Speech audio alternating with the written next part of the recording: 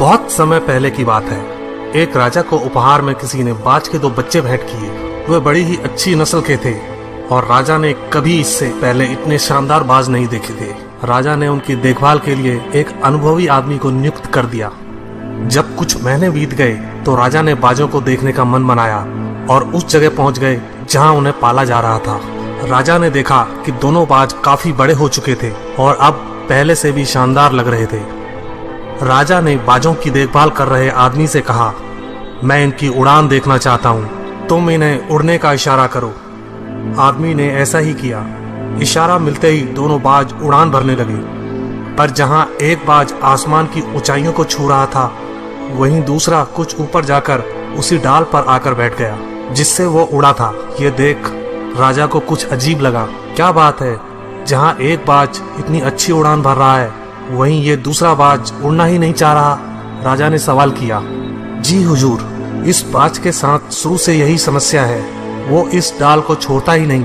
राजा को दोनों ही बाज प्रिय थे और वो दूसरे बाज को भी उसी तरह उड़ना देखना चाहते थे। अगले दिन पूरे राज्य में ऐलान कर दिया गया, जो व्यक्ति इस बाज को ऊंचा उड़ाने में कामयाब होगा उसे ढेरों इनाम दिया जाएगा। फिर क्या था, एक से एक विद्वान आए और बाज को उड़ाने का प्रयास करने लगे, पर हफ्तों बीत जाने के बाद भी बाज का वही हाल था। वो थोड़ा सा उड़ता और वापस उसी डाल पर आकर बैठ जाता। फिर एक दिन कुछ अनोखा हुआ।